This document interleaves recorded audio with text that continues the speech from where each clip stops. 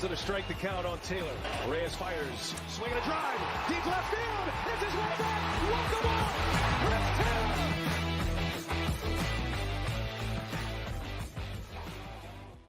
What's up, everybody? Welcome into DodgerHeads Live, presented by DodgerBlue.com, part of the Blue Wire Podcast Network. My name is Jeff Spiegel, joined tonight by Matthew Moreno, Scott Geirman of DodgerBlue.com. Guys, a tough one tonight. The Dodgers fall 6-3, and I say tonight, I guess these East Coast games, it's like early to late afternoon, the Dodgers fall. We're going to get into Clayton Kershaw, who's absolutely the storyline of this one. But Matt, give me just a pulse check. How down are we after the game that we just watched?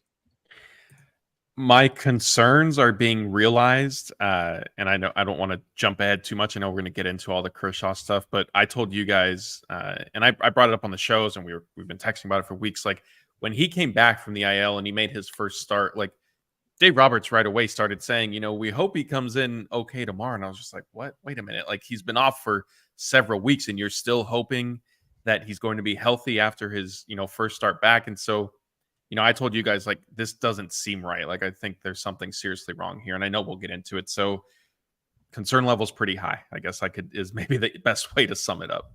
Scott, you've been on team optimism with me all throughout the year, and there's a lot that's happened to the Dodgers this week. Not only the Clayton Kershaw piece, but that's what we're talking about tonight. Give me your pulse check. Like, is the optimism wavering at all based on what we saw from Kershaw tonight and some of the news that came out yesterday regarding Julio Urias? I mean, on the team as a whole, they're just in a little bit of a lull. So I'm going to stay just as a team perspective. I think, it was bound to happen. They played an unbelievable month of August, but I feel like the story of today is Clayton Kershaw, the talk surrounding Clayton Kershaw. And to echo what Matt said, very concerned. I don't think there's been one, green light with him that you're like, this is, a big building block. So for every comment that's gone on, for the results that have happened, for the metrics that have come out, it's concerning with Clayton Kershaw. And, with Julio gone now, presumably gone for the rest of the season, Kershaw does not look like himself even close to it. I'm very concerned about, front end 1-2 of the rotation. Yeah. It's been an interesting run because I would say Kershaw, the velocity has been the issue. But if you look at the actual performance and strikeouts, he had 15 strikeouts in 17 innings since coming back. He had been allowing less than a base runner an inning, just 4 solo home runs. The walks were starting to be a concern. 3 walks in his last one, 5 walks tonight. But Kershaw is one of those guys that you feel like there's some degree of confidence, even though he may not pass the eye test on that given night, because you just feel like, hey, this guy can pitch around and kind of grind his way through starts when he needs to. I think the trick with Kershaw, the part that is highly concerning to me, is that he's having to do that every single outing. It's not like once out of every 3 or 4 or 5 outings, we're like, all right, he doesn't have it tonight. We're going to have to nibble a little bit, going to have to get some ground balls. And again, he did it today. But if you're trying to do that for 7, 8, 9, 10 innings in a row, you're only going to get so many double play balls with the bases loaded and 1 out, or runners on first and second and 1 out. And that was ultimately kind of how this one landed. A quick recap, by the way, for this one. Again, the Dodgers lose 6-3 to the Marlins. Dodgers jump out ahead early. They get out of a jam. I mentioned Kershaw gets out of a jam early on in the bottom of the 4th, in the bottom of the 2nd. The Marlins load the bases with 1 out. Kershaw gets a double play to get out of it. The Dodgers cash in a couple of runs in the top of the 3rd. Freddie Freeman and Will Smith both with a pair of 2-out singles to put them up 2-0. Bottom of the 4th, Kershaw in trouble again. 1st and 2nd with 1 out for the Marlins. Another double play for Clayton Kershaw to get out of it. It's interesting that Ryan Brazier was actually warming at that point. They bring Kershaw back for the bottom of the 5th. First batter walk, second batter, an absolute tank by Josh Bell to dead center field. And all of a sudden it's 2-2. And that was sort of where the game starts to get out of hand a little bit. 3-2 at that point. The Dodgers get one back from Chris Taylor, solo home run in the 7th, but then Ryan Yarbrough eventually surrenders 2 more home runs in the bottom of the 8th, and this one ends 6-3. But let's get to Clayton Kershaw. His final line in this one, guys: 5 innings, 5 hits, 3 earned runs, 5 walks, 3 strikeouts. Matt, we're talking about a guy that's trying to grind through it. To me, I look at that, the 5 walks. I mean, that is the most uncharacteristic Kershaw. I went to look. He's only had 5 walks twice dating back to August 2019. He's done it, and both times were this year. He did none of them in 2020, 2021, 2022. Had never walked 5 guys. He's done it twice this year, and tonight, obviously, the most concerning. Yeah, I think like you said is, on one hand, like there is a certain level of confidence because he is still Clayton Kershaw. And I don't think the three of us would be surprised if, maybe his next start, it's more of a, 5. I mean, look, he hasn't gotten past 5 innings since coming off the injured list. And given the state of his shoulder, I don't know if he can at this point. But, if it's 5 and a third, whatever it is, and he only allows 2 or 3 runs, maybe not a ton of walks, like it's believable. Like it sounds like something he's capable of doing because the talent and potential obviously is still there. It's just, like you alluded to, like he's having to basically be so perfect almost every single time. Yeah. And, the walks tonight, I know Scott brought it up before we started. One of them was, he was down. He had a guy down 0-2, ended up going 3-2 and walked him. Like we don't see things like that with him. And so it's hard. I don't want to say it's hard to be critical, but it sort of is because he's clearly also not healthy. I mean, it's obvious. And, there were some tea leaves that they'd been leaving along the way. And now tonight, like even before the game, Dave Roberts was saying like, yeah, it is what it is. He can start, he can pitch. And so we're just going to roll with it type thing. After the game, Dave Roberts said the same thing that, he's going to just keep starting for us. And unfortunately, giving him time off, putting him on the IL, as I'm seeing in some of the comments, people saying that that's what he needs. That's not an option right now. 1, because if you do that and you shut him down, he's not going to have time to build back up. And 2, Dave Roberts said it's not going to help the situation by any means. And so, it is what it is. Obviously, if Kershaw can eliminate some of the walks, I mean, he's not, I don't think, always going to walk 5 guys in a start. So if he gets that under control, then it at least sort of helps mitigate some of the other areas that have dropped off. Scott, the big talking point on social media tonight was velocity for Kershaw. Fastball was 2.7 miles an hour below his season average. That was at 88.4. The slider was 2.7 mile an hour below his season average. The curveball was down 1.5 miles. The changeup was down 2 miles an hour. The sinker was down 2.5 miles an hour. The fastball ends up average velocity at 88.4. Jack Harris had this stat. That was the second lowest mark of Clayton Kershaw's career back in May of 2018. He had a start where it was 88.3. So he's right there, almost the slowest his fastball has ever been in his career. Harris ominously went on to say that was a start right before he spent 3 weeks on the injured list with a back injury. As Matt mentioned, the IL doesn't seem to be the plan. I mean, the fact that they threw him back out there for the 5th inning was the surprising one to me because he was struggling in the 4th. They had a guy warming.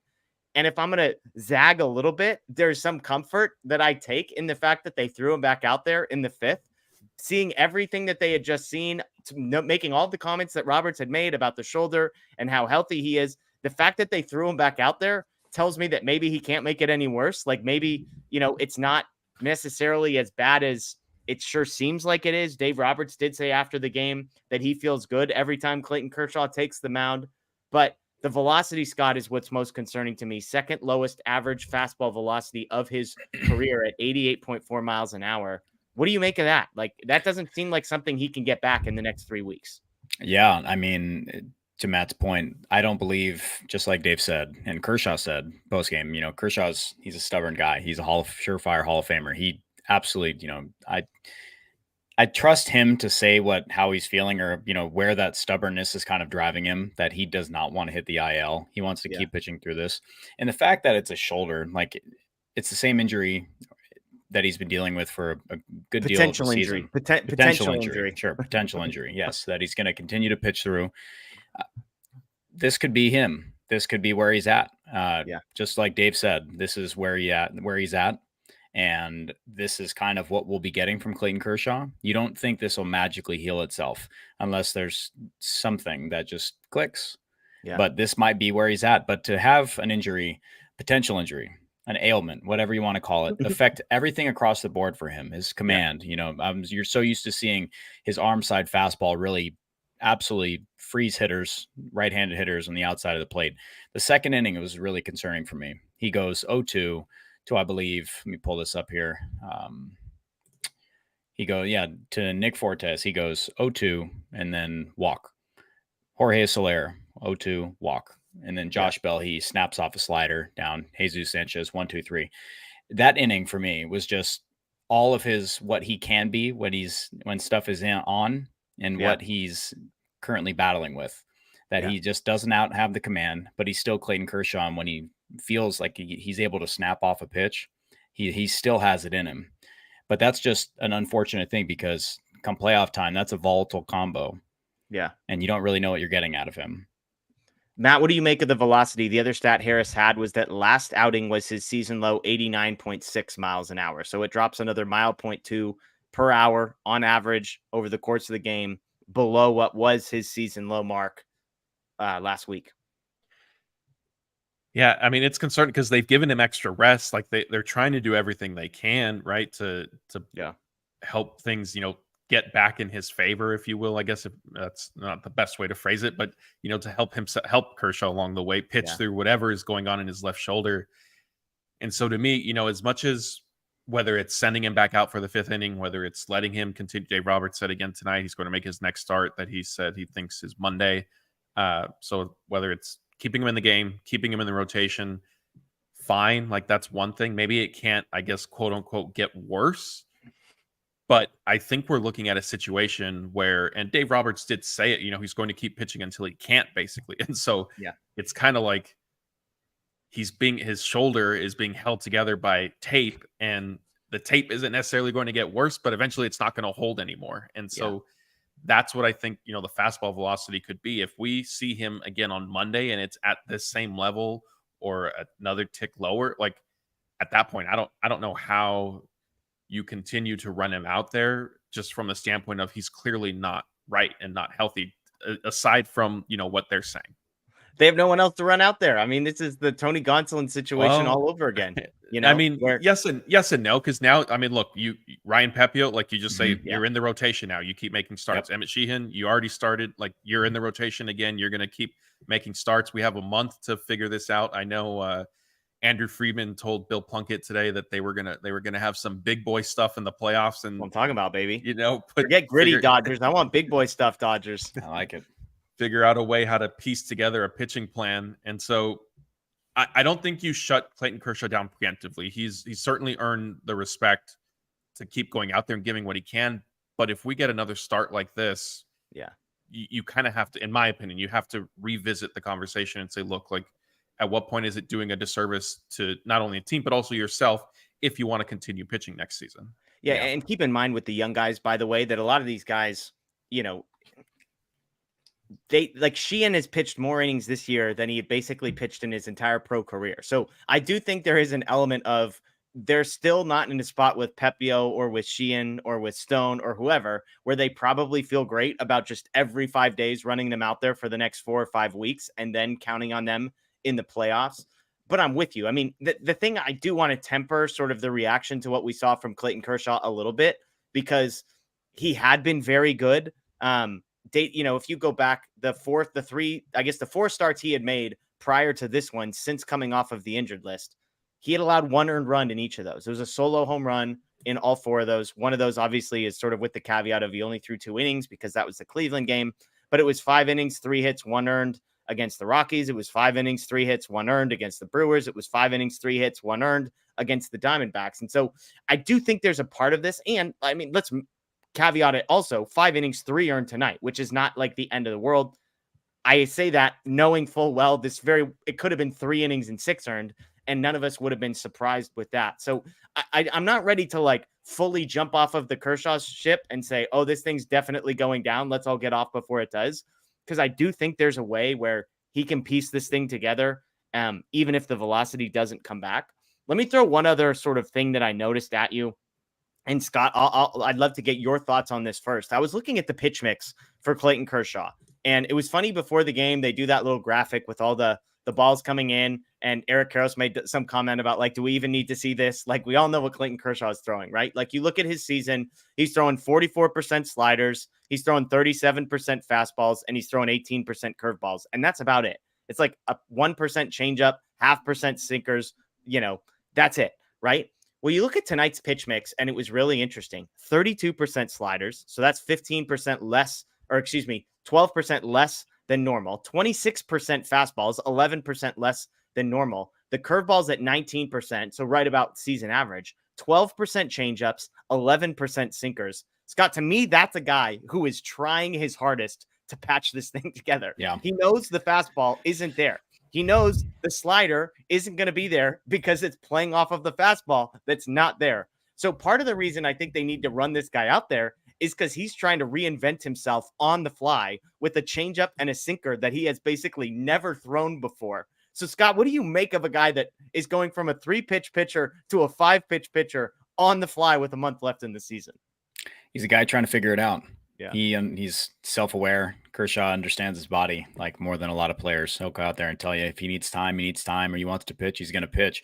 But to see that, to him really in the past say that he just can't really throw a changeup. He's been really candid, really open about that. It doesn't work for him. And he said it serious, but jokingly, like, for as good as his slider is, Hall of Fame slider, he never really threw a changeup. But tonight, for him to go out and throw, 10 of them, that's, really telling.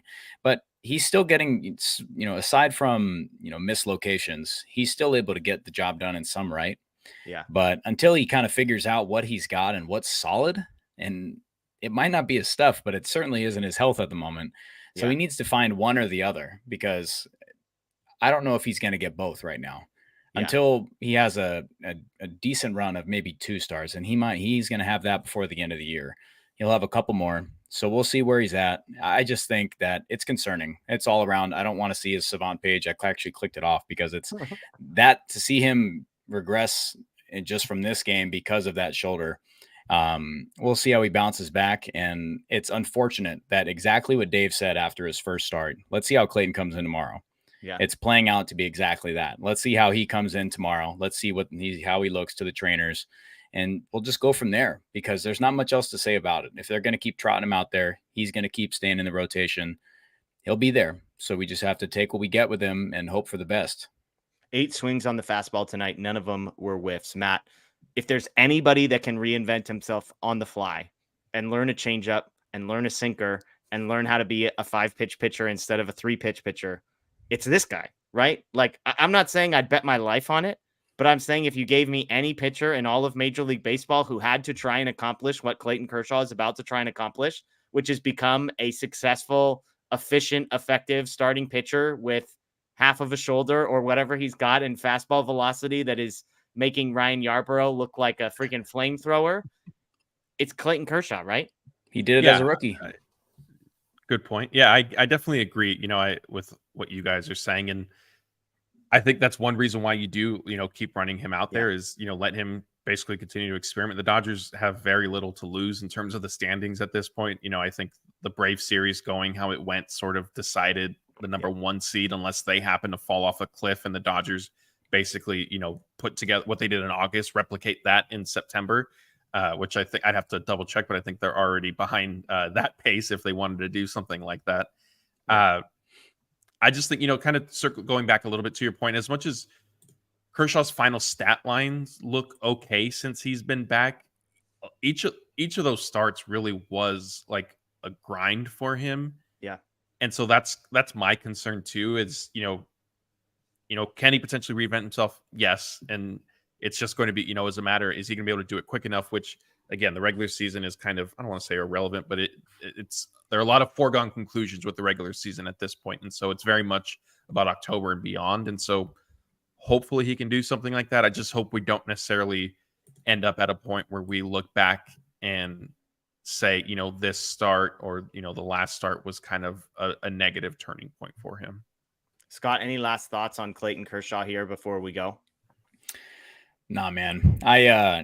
His post-game comments were pretty telling that he's clearly frustrated. He doesn't like to talk around everyone concerned with his shoulder if he's going to continue pitching. For me, it just honestly, and this sucks to say, and I probably speak for a lot of fans, and really will question, like, is this his last run? Is this the reason why he does not want to shut it down? Does he feel like this is the last little bit he's got? And that's why he just refuses. So, and I respect the hell out of that. Yeah. I just hope that he's able to keep going, bounce back in some right. I don't want this to be the last run, but with where he's trending, it would not surprise me. Yeah, I was looking back at some of the starts that he's made since coming off and just trying to say, all right, like what kind of contact is he giving up? And it's kind of a mixed bag. You go back to his start against the Rockies, it's 4 hard hit balls. You go back, against the Brewers, it was 8 hard hit balls. So that's 8 out of the 15 balls that were put in play. Obviously, the Cleveland game was a mess. There's not really anything to take from that. 4 out of 12 balls put in play were hard hit against the Diamondbacks. And then tonight, 7 out of 15 or hard hit. So there is some loud contact coming off of Kershaw. Again, he's given up a home run in every single game. Today it was 2. It was 1 in every game prior to this, but we'll see. I mean, I want to emphasize there are plenty of reasons to be concerned about Clayton Kershaw. I think that is the easiest takeaway from tonight's game. There's plenty to be concerned about. The velocity is concerning.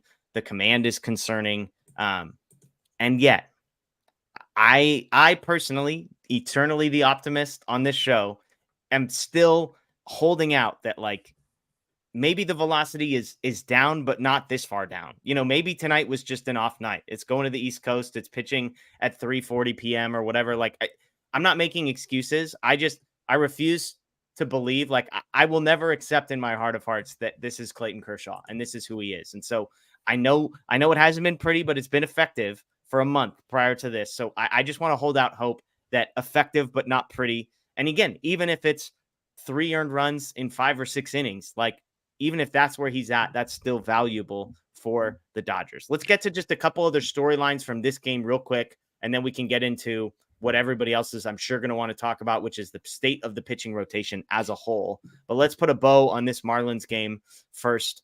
Looking through the box score, Mookie Betts 0 for 3, Freddie Freeman 1 for 4. Dodgers didn't have a single guy with more than 1 hit. And actually, James Outman, the only player to reach twice. So Smith had a hit, Freeman had a hit, Rosario had a hit, Kike had a hit, Chris Taylor had a hit, Outman had a hit and a walk, Rojas had a hit, Austin Barnes 0 for 3. So Betts and Barnes, the only 2 not to reach base. Guys, a couple other things that jumped out to me as I was looking through this.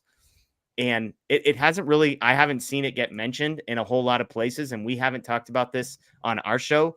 Kike Hernandez and Ahmed Rosario are not in awesome places right now offensively. I was looking up kind of how these guys have been doing. Going back to August 25th for Kike Hernandez, he's 3 for his last 28.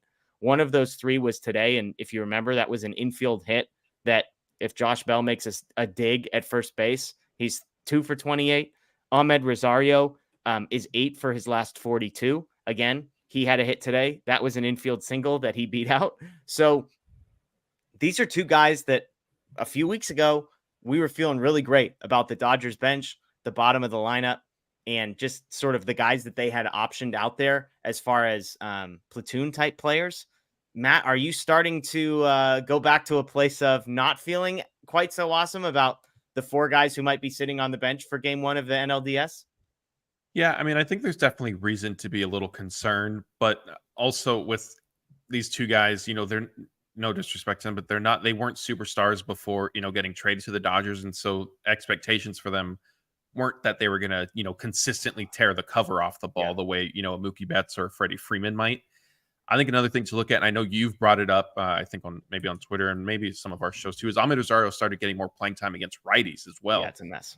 Which, the Dodgers basically, they went against the reason and Kike too. I feel like he started making regular starts against right-handers. Kike was at least hitting against righties at first. Like he has had less of a crazy platoon split than Rosario. But yes, to your point, they have not been giving these guys the best setups. So part of me wonders, are the Dodgers using this to, sort of experiment to see, like, can either of them do it type thing? They've built out this big lead. The NL West is wrapped up. You potentially were going to chase down the Braves. Probably not at this point. So will we see, maybe a little bit of reverting back to kind of the original plan when they traded for Kike and Rosario, which was to have them face left-handed pitching? That's kind of my hope. But yeah, I mean, if they're just struggling overall as a whole, it certainly makes things pretty difficult because the Dodgers basically approached the trade deadline, in my opinion, to set up their lineups with, okay, it's a lefty starter. These are the 9 guys we're running out. So right-handed starter, these are the 9 guys we're running out. And that's basically it. And it was working. So I guess, the jury's just obviously out as to whether or not the plan isn't necessarily sustainable into October, or if are the Dodgers a victim of kind of experimenting a little bit more aggressively than they were early on.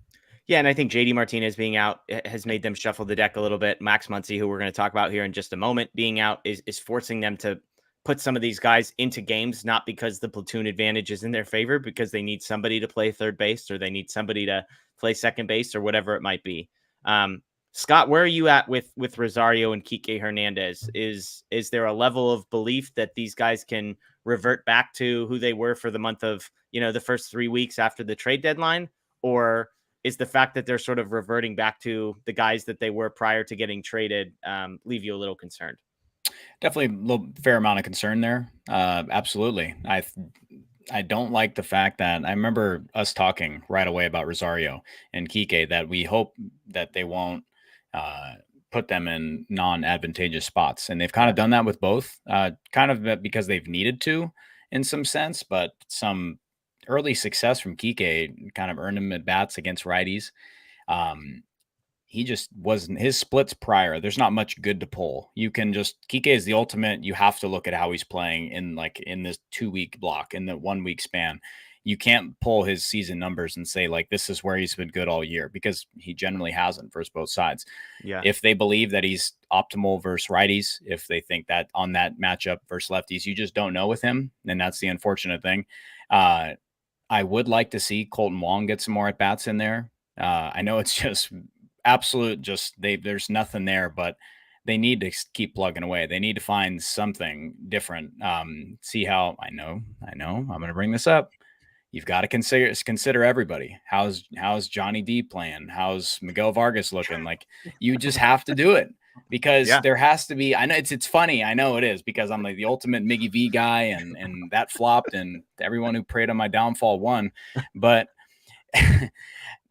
it's an area that JD Martinez, sure, he's going to remedy. Him going in the DH slot, that's going to further the lineup without a doubt. That's going to take pressure off everybody in the top half, even down the bottom a little bit. Stop laughing. But the chat doesn't love your Colton Wong. I know. But they just have to with one person try something, because Kike Hernandez was a dart throw, and Ahmed Rosario was a guy that was raking against lefties, and they're forcing him out there against righties. Yeah. Why? So it's concerning. It's without a doubt. Like, if Kike is going to continue to suck like that, if it doesn't change itself, then it's just an out, and then it's just a feel good story. And I don't, I want to win. I don't care about feel good stories. Like, it was great homecoming. It's great he's here, but he's getting a lot of playing time. Yeah. So I think that if he's going to continue to get everyday spots somewhere, and he's not producing, like, you have a month left. Yeah. You've got to find something else to how to get those, because Chris Taylor tonight, great swing, big spot against AJ Puck.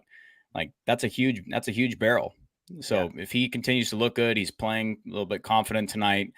That's a guy who also needs to get going. But absolutely, Kike and Ahmed, I'm concerned with them. I think you need to find a perfect spot for Ahmed, and that's against lefties. I think bringing him off the bench later game against lefties, because he can do it with his speed and against But Kike is a guy that I'm not too high on at the moment. Yeah, I'm with you. Rosario is a guy I'm not that worried, because, again, I think they've started to put him in bad spots. And part of that, I think, is out of necessity. Part of that's, to your point, Matt, I think it's a good one that, hey, maybe they're just trying some things out. Like, well, let's tweak a couple things, and maybe he starts to hit against righties. Okay, that's not working. So let's just go back to hitting him against lefties. Kike's the one that's a little bit more concerning, because it did feel so much more like a flash in the pan. Like, Rosario has always hit lefties. He has never not hit lefties at any point in his career. So it feels like that's like you can easily fall back on. He played good defense at second base, so there's a clear role for him. Kike is a little bit less so. I don't mean to laugh, because I actually think, look, Michael Bush isn't cutting it. Why not, like, bring Miguel Vargas up and see if, some of the stuff that he's working on down in AAA translates at some point. Like, why not give Colton Wong some serious run? This is a guy who's been an above average offensive player as recently as last year, even though he's one of the worst players in baseball this year. Last year, he was above average. So who knows what he gives you? To me, you've got a month to throw some darts at the board. I like what you said. This isn't about feel-good stories. This is about finding the best team that is able to go out there and be productive. And for a while, it felt like they found that. And now here we are at the beginning of September. They've got a month left to figure out Rosario against lefties. Okay, does Kike Hernandez have a role? What's Chris Taylor's role?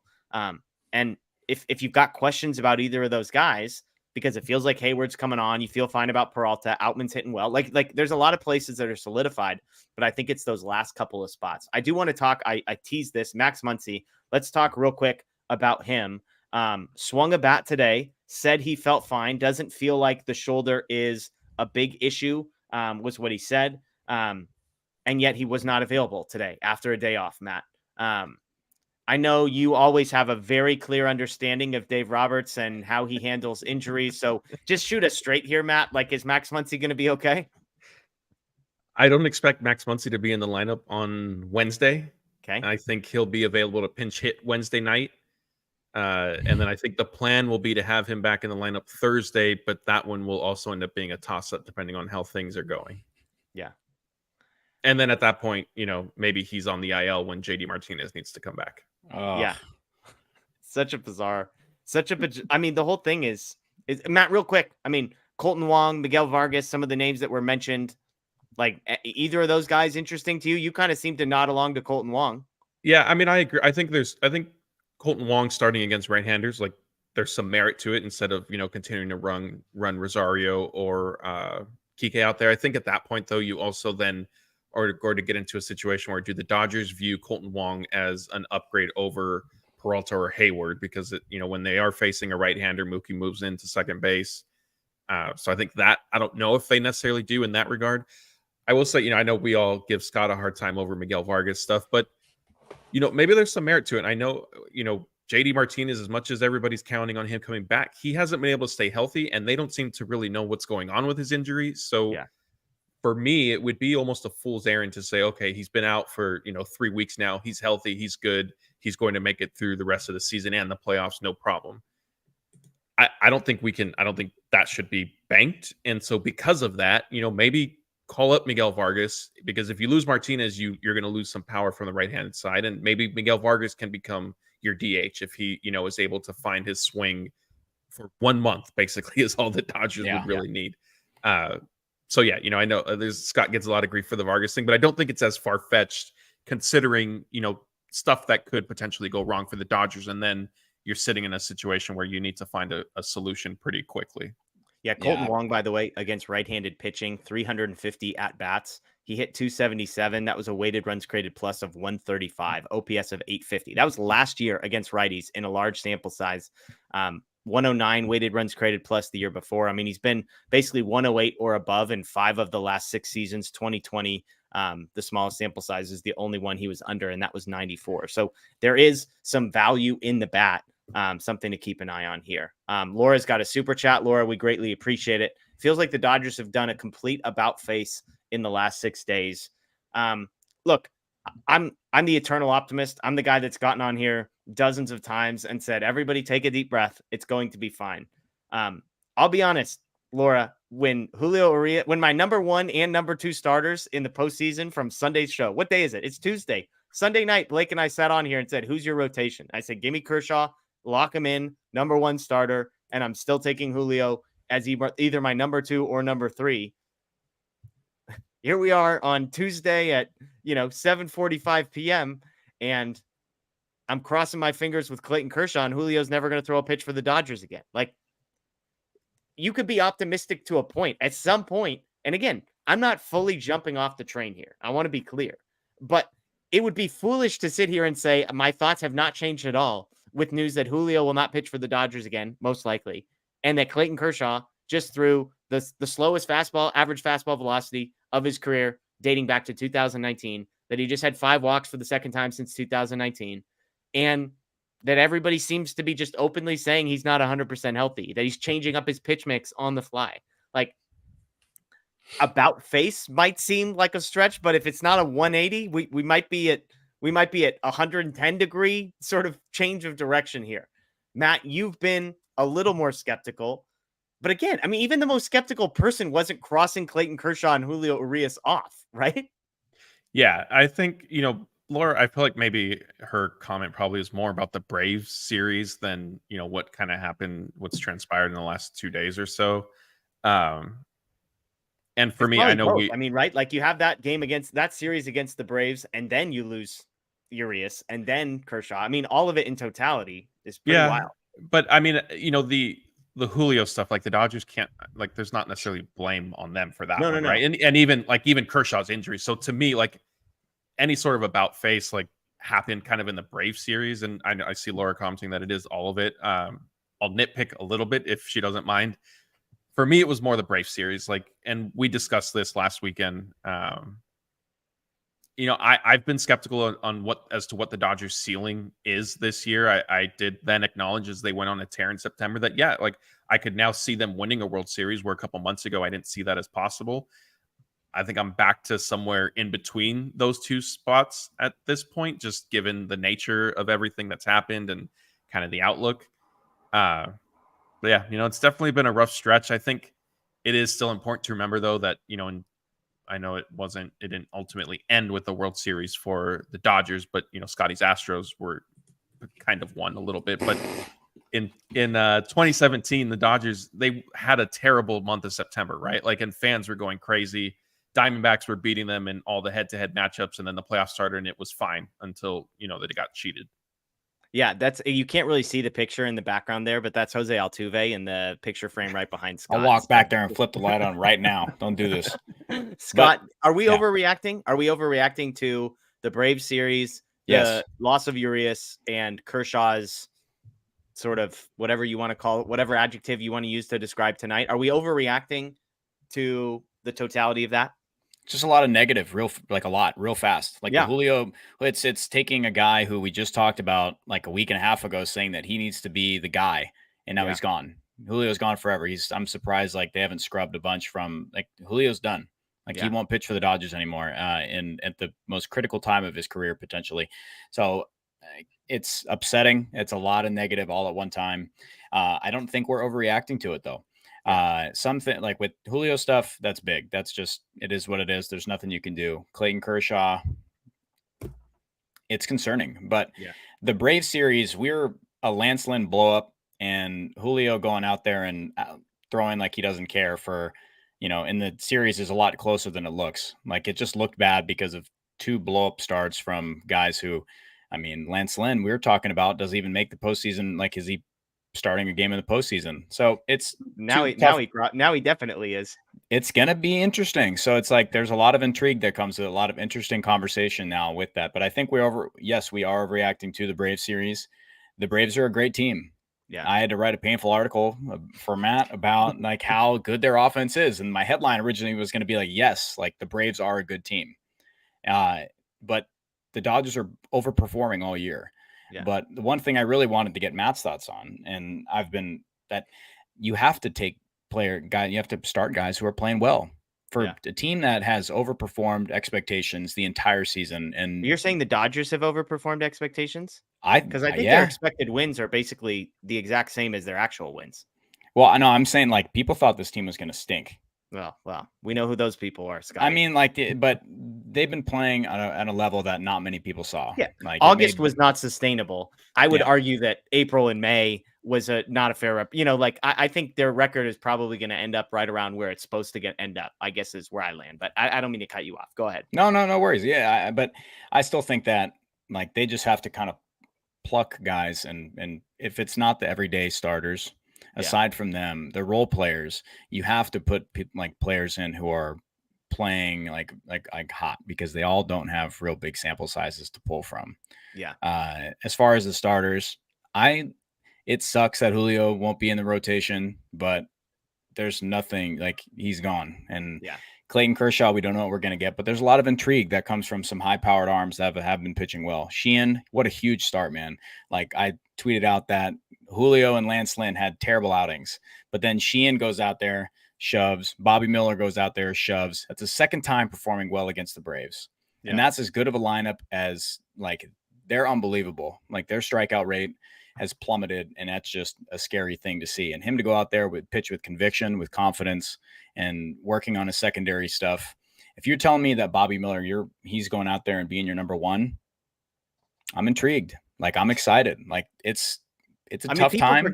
The thing about Miller that I keep feeling like the bad guy for saying it, he gave up 4 earned runs in both of the 2 starts prior to this one. So it's not like I'm not full, like I feel like I'm always pulling people back towards the middle. Sometimes it's like if people get too positive, it's like, no, calm down a little bit on Bobby Miller. Like he's very good, but there's still a lot of questions out there. And it's like, no, don't be that negative about Clayton Kershaw. Slow Yeah. climb, man. But Scott, I think you said something that is super significant. And this is unique for the Dodgers because there are basically I'll say 5 guys that you're going to pencil in to the Dodgers lineup and feel rock solid. Just say, I don't even need to see who's pitching on the other side. It's Will Smith, it's Freddie Freeman, it's Mookie Betts, it's Max Muncy, and it's JD Martinez. Let's assume health here for a second, because by all indications, JD Martinez expected back this weekend. Max Muncy, he's saying it's not serious. So I trust that a little bit more than Dave Roberts telling us that it's not serious. I mean, and Outman is technically an everyday guy, but I think he's in another tier. But I mean, basically you've got 5 guys that you're penciling in. Like everyone else, it's like riding the hot hand. Like you said, is it Peralta? Is it Hayward? Is it Rosario? Is it Kike? Is it Chris Taylor? Is it James Outman? You know, like you have all these question marks in that regard. And then pitching wise, I mean, the question and answer is just going to be a conversation about starting pitching. Like we've sort of half joked about every single start being a bullpen game with like a piggyback. It's not a joke anymore. Like, no, I don't think you can pencil in Kershaw for more than 4 or 5 innings. Like Bobby Miller has been short in a playoff start. He's not going to have nearly the leash that he's had. Yarborough had a rough one today. I mean, like there's nobody that you really trust for more than basically 4 innings. And we know with the Dodgers track record, Sheehan, Pepio, like those types of guys, they're not going to just hand him the ball and say, hey, figure it out. Walker Buehler's going to be coming back. I mean, they're literally, instead of having a 4-man rotation, they're going to have an 8-man rotation where it's 8 guys that are all going to be asked to go get between 3 and 4 innings worth of work on a given day. And like, that's wild, but that's where we're headed. And it's the same on offense, because it's like one day it's going to be Rosario, Kike, and Chris Taylor in the lineup. And the next day it's going to be Peralta and Hayward in the lineup. And Matt, it's just a totally unique Dodgers viewing experience that is in part by design and in part by it's all hands on deck at this point. Like Julio's gone. Kershaw is what he is. There's no patching this thing together. This is what you've got. And the Dodgers are going to have to get really creative. Yeah, from the lineup standpoint, it reminds me a lot of 2018 when they went to, the basically extreme platoons, but that was much more out of like necessity because they were struggling. Whereas at least this season, I feel like it's a little bit more strategic and, okay, we have David Peralta, who's just better against right-handed pitching. Like, let's figure out a way to leverage that. Like we alluded to earlier, the trades for Kike and Rosario, like they're better against left-handed pitching. Like, let's figure out how to leverage that. Yeah, I think what makes this season, and you said it, unique is what they're going to do with the pitching. And I guess, 4, 5, 6, 7 bullpen games in October. That's the big boy stuff that Andrew Friedman alluded to. And it's going to be big boy stuff, man. Interesting. I agree. I think Bobby Miller realistically in the playoffs is probably giving you no more than 6 innings just because there's adrenaline. It's his first time there. And so to count on more than 6 from him would be a stretch. So yeah, I mean, I don't know. They're going to have to figure out a way. I don't want to jump too far ahead because there still is a month to play, but their pitching staff for, the NLDS, and if they change it for the NLCS is going to be interesting because I don't think you're going to have a situation where there's like your 4 or 5 starters and then 8 relief pitchers. I think we're going to see like almost split, 7 starting pitchers and 8 relievers type thing. It's good. I'm telling you, it's an 8-man rotation with 5 guys in the bullpen. Get ready. Jonathan's got another super chat. Thank you again, Jonathan. Why do we always have so many injured pitchers? Is it bad trainers? Crazy stuff causing injury? Andrew Friedman loving hurt white pitchers. Okay, there you go. That's an interesting take there. I think it's just like, I think the thing that I would say to this with injured pitchers is the Dodgers are always going after guys that they feel like they can find value on. And so Andrew Heaney's of the world, there's a reason they're available for 1 year is because there's risk that comes with it. And the Dodgers are willing to take that risk on guys like this. Matt, I don't think this has anything to do with trainers. I think this has everything to do with the Dodgers just make strategic risks and say, hey, if we place this bet 6 or 7 times, then like, let's just hope that we can 3 of them will hit, and the prospects will fill in the gaps behind that, and we'll go from there. But that's just my view. Like, I don't blame this on trainers. I think the Dodgers are putting the trainers in bad spots and making them look bad, because there's a reason these guys are available at the prices the Dodgers are paying for them. Yeah, I don't think it's necessarily with training. I mean, look, pitchers unfortunately get hurt. It's happening across the league. I know that there's been some rumblings that the pitch clock is maybe increasing the number of injuries for pitchers. I don't know if that's fully to blame. Yeah, I mean, Walker Buehler having a second Tommy John surgery, like, I don't think anybody was necessarily going to count on that. And I see, as one of our commenters alluding to, Dustin May and Tony Gonsolin weren't hurt. I mean, but Buehler had Tommy John surgery before, when they drafted him. Like, so they knew that. I think Dustin May had Tommy John surgery in high school as well. The Buehler situation, he fell to the Dodgers arguably because he needed Tommy John, and they were willing to bet on it. And frankly, like, it was a smart bet, even with him unfortunately needing a second Tommy John surgery. Like, with pitchers, it just happens. It's an unfortunate reality and byproduct of the sport. I think in terms of, if you're asking about guys, who have maybe been injured in their careers before joining the Dodgers, then yes, Jeff, that's to your point, that they're willing to take on these 1-year flyer deals. And look, like Andrew Heaney, he had stretches where he pitched well. Tyler Anderson had a career year with the Dodgers, and so it works out probably more times than not. Noah Syndergaard, that one didn't seem to pan out. He was not quite. He was doing decent with the Guardians, and then they cut bait. So there's no one set answer, and I don't think there's trainers to blame for this. Let's get to some questions. As people start throwing questions in the chat, all caps questions. Let me just do this one, because we've kind of kicked it around here. Give me how you would structure a playoff rotation if the playoffs were starting a week from now, and the Dodgers will be able to set up their rotation, so we won't have to worry about, oh, well, this guy had to pitch on the last day of the season. You're going to be able to stretch this out, set this up however you want.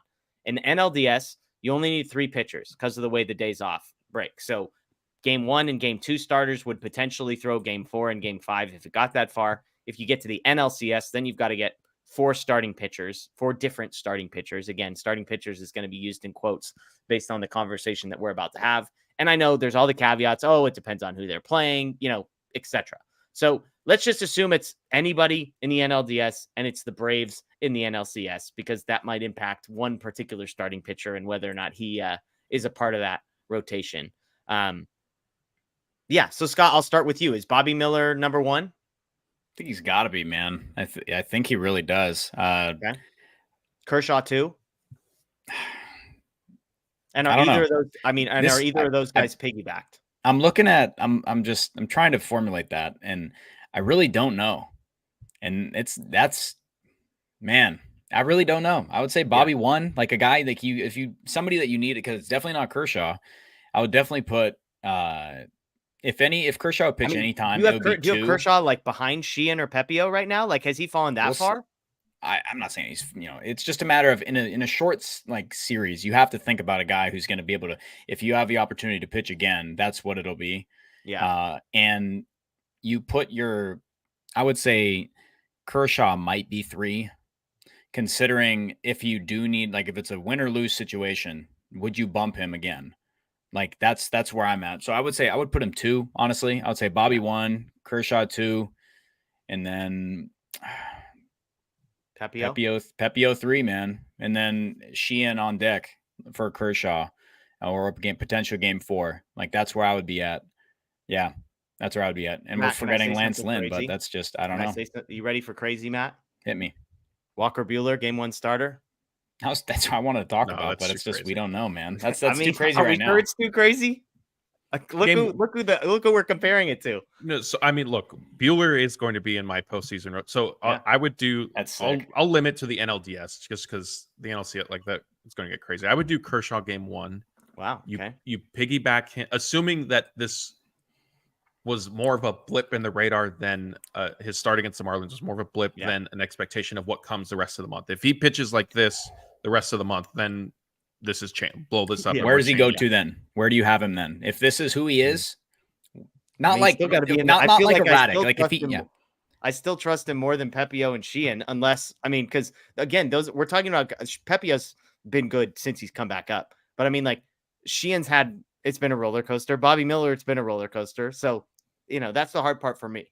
It feels like we're a little prisoner of the moment by putting Bobby Miller clearly ahead of Clayton Kershaw. Well, that was only Scott. Yeah. Not me. Okay, so you've got Kershaw number 1, Matt. Keep going. I'll do Kershaw game 1, Bobby And are Miller. you piggybacking? Like, do you have a guy just designated? So I'll do Kershaw, Sheehan game 1. Yeah, that feels like a nice piggyback. A guy coming out throwing high 90s as soon as Kershaw's 88-mile-an-hour fastballs are done flying. I do Bobby Miller game 2, and you hope to get 5 or 6 innings out of him. So he doesn't necessarily need a piggyback. If you do, maybe that's your Ryan Yarbrough game. Yeah. Game 3, assuming Buehler is healthy and gets through his rehab starts, I let him start game 3. Or maybe you piggyback Yarbrough at that point if you didn't use him in the Bobby Miller game. Game 4, I would let Pepio make that start. And then, but you don't necessarily have to, right? I mean, you could, I guess, depending on how you want to bring guys back, because there's a bunch of off days in the NLDS. Yeah, it's wild. It's wild. I mean, this is all, but it's like as insane as it sounds that Walker Buehler could be a month from now, the guy that, like, if you need 4 innings, that he could be on the top of the list of guys you trust, because he's been there before, right? Like, at least you've seen it. The velocity seems to be back based on the 2 innings we've seen him pitch in AAA. He's tweaked the motions. We know the want to for Walker Buehler. We know the number of craps he gives about how big the moment is or who's on the other side. Like 0 is the number that he gives. I don't know. I think Buehler, Bobby Miller, and Kershaw, those would be my 3 starting pitchers in the NLDS in some order. And then number 4, I think, is Pepio, would be on my list. And I like Sheehan kind of as a guy to come in after Kershaw. I like Yarbrough coming in after Buehler. I just like the righty lefty switch, high velocity, low velocity. I think those are good combos. So, and the guy we're not talking about at all here, Scott, is Lance Lynn, who's been atrocious for 2 starts in a row. Yeah. And the problem for him is they only need 3 starters in the NLDS. And if you're playing the Braves in the NLCS, it is literally the worst matchup. The guy who gives up more home runs than anyone pitching against the team who hits more home runs than almost any team in history. So, do you think there's a real chance that Lance Lynn does not make a playoff start for the Dodgers? Yes. Yeah. Based on, in the DS, yes. Based on what we know today. In the DS, yes. But in the championship series, they'll need everybody. So, yeah, like he'll looking ahead towards that. But I don't think he is off the roster. I think he makes the roster. It's just a matter of if he's going to get a guy. Will he get a start? I'm not sure. But that's where that longer series comes into play. Yeah, it's tough. I wonder. As a reliever, like I don't like Lance Lynn of all the He's guys. making Like, it. I'd rather have Michael Grove on the roster if we're talking like a guy who's not going to start. Well, he'll be on there too. He'll be. I think. We're running out of spots.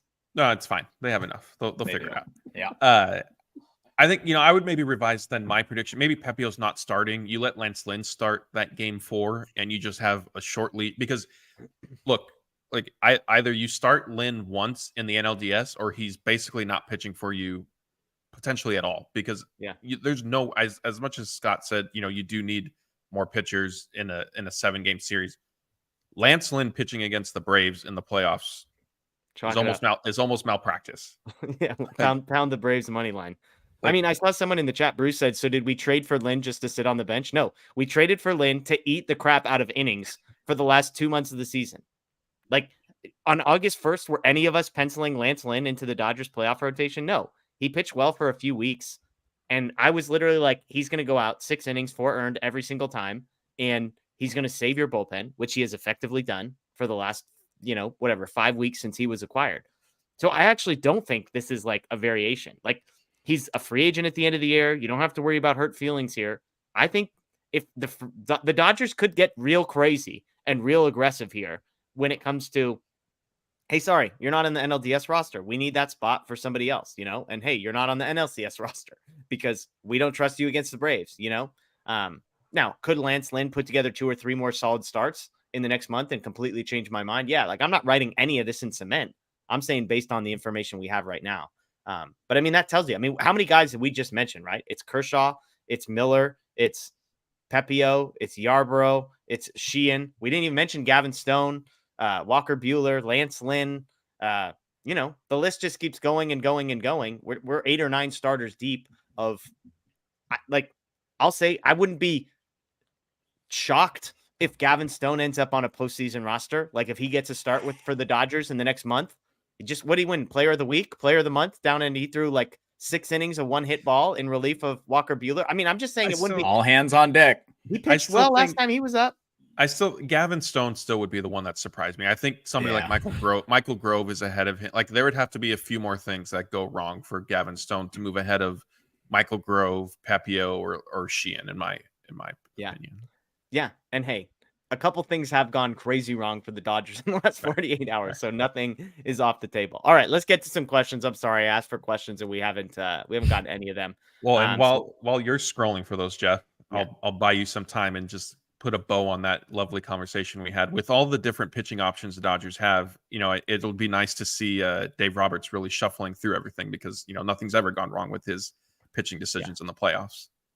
I'll say this. I'm weirdly there's a part of me that gets excited about having 8 or 9 guys and the Dodgers just trying to mix and match and the gritty Dodgers, doing big boy stuff out here. Michael Carrillo asks, Will Smith not the same guy he was before the All-Star game? How worried are you that he discovers the magic again? Matt, level of concern with Will Smith? I'm a little concerned, but there's still plenty of time for him to find his swing and, kind of get going again. The only reason I would be more concerned than maybe normal is that this is sort of a trend. Like last year, I think in the second half, he had a similar drop off. And so that would just be, my question is, is this just a multiple season trend type thing, or is he just sort of in a slump? Yeah. I mean, he's played 130 and 137 games the last 2 years. He's at 108 right now. So it's not like we're talking about a guy who has no capacity to, play this many games. Scott, what about you? I was trying to look up his second half numbers. Yeah, I mean, last year his second half OPS was 765. This year it's 725. The good news, go back to 2021, it was 936. So it's not like he hasn't done it. He was a 113 weighted runs created plus guy last year in the second half. So Scott, do you think he'll be able to figure this out and get the ship pointed in the right direction between now and October? Yeah, I do. I mean, I'd like to see JD Martinez back in there. I feel like him being out has changed a bunch. Good point. I really think that because what we have to remember is I know a lot of falls back on JD, who's in the later stages of his career, but he's an all-star designated hitter. So him being out has affected the top of that batting order and right around it. I also think that it's a little bit helped with Max Muncy's success. It's put him in a little bit better spots. He's looked good, but Will Smith will benefit when JD's out there. And JD's already said that if it was playoff time, he would be playing. So I think to Will Smith, I think that'll change a lot for him. He's getting pitched a lot differently. You saw that when he was on his hot streak, pitchers were attacking him. Now they were kind of pitching him a lot tougher. So since JD's been out, Will Smith has been about a league average, a little bit below a league average hitter, WRC plus wise. I do think that he does have enough of in his bag to figure it out before playoff time. But a couple things in the batting order will have to happen, I think. But he's been getting beat with a lot of fastballs, and that's concerning because that's something that did not happen early in the season. So whether it's mechanically, I know they were talking about some things with his swing. So I trust them to figure that out. The fact that they've been kind of public about it, commenting on it, they know that there's an issue, and I have full confidence that they'll be able to figure that out. Yeah. All right. Hey, if you've got a good food question, Scotty loves a good food question. Maybe we just end this thing on a positive note. I want to talk bullpen here, though, real quick, because we joke about, hey, they got room for all these guys. I mean, we just mentioned 7 or 8 potential starters. I'm curious from your guys' perspective, who in the bullpen do you have as a lock for the postseason roster right now? Obviously, you've got Evan Phillips in that spot. I think we would all put Ryan Brazier as a lock, Brusdar Graterol as a lock.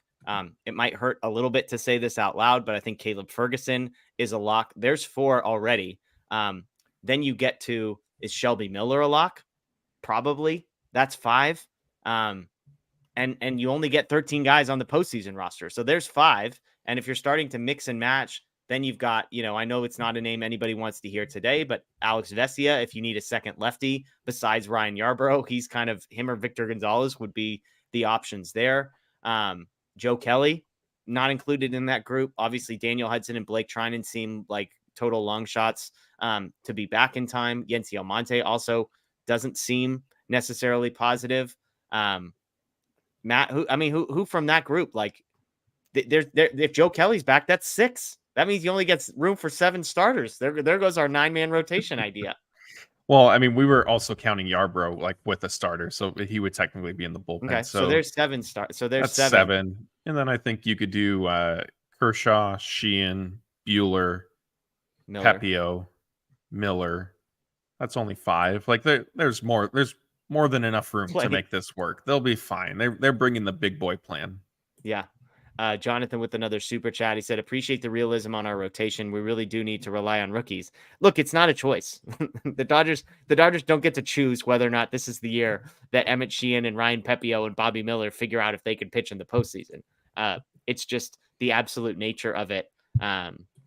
So yeah, that's the reality. I did want to mention this, by the way. We got a food question. I don't know if either of you saw this on Sunday's show. Did you see the food question we got at the very end? Blake was asked if which he liked better, peaches or nectarines, and his response was that he hadn't had either. Also, by the way, Jimmy Nelson hasn't allowed a run in a bit. So Jimmy Nelson. Here we go. Toss that in there so nobody forgets. Jimmy Nelson. So there we go. Yeah, that was my favorite food question. What a wild peaches thing. Or nectarine. Peaches is an absolute elite fruit. Like Blake he's only had bananas and apples, and that's it. That's all. That's the extent. Not a big fruit guy, I guess. So, all right. Well, hey folks, we appreciate you all joining us again. This has been a fun show, even though tonight hasn't necessarily been a super fun night. It hasn't been a super fun 24 or 48 hours for the Dodgers, but we appreciate that you are all joining us. And again, those of you joining us via the podcast, thank you as well. If you're new to us, you can check out the podcast DodgerHeads on Apple, Spotify, and Google. Of course, YouTube. You can subscribe and ring the notification bell here as well. We do 2 live post-game shows a week on Tuesdays and Fridays. We do a live Sunday night show as well as a mix of stuff throughout the week. So obviously when the Julio Urias news broke, we had a video up before anybody else, breaking all the details down and kind of the implications. We've got an interview with Ron Say coming up. He's got a book out and I got to sit down with him for 30 or 45 minutes. He had some really interesting things to say about jerseys being retired and who belongs in the Hall of Fame. So once we get that one up later this week, that'll be worth your time as well. So thank you again to everybody for joining us. Thanks to Laura and David for the super chats. We greatly appreciate it. That is Matthew Moreno. That is Scott Geirman. You can see both their stuff over on DodgerBlue.com. My name is Jeff Spiegel. Again, Dodgers lose 6-3 tonight, but hey, 13.5 game lead in the division, coasting towards the playoffs. Going to be an exciting run in. Enjoy the rest of your night, folks. And as always, go Dodgers.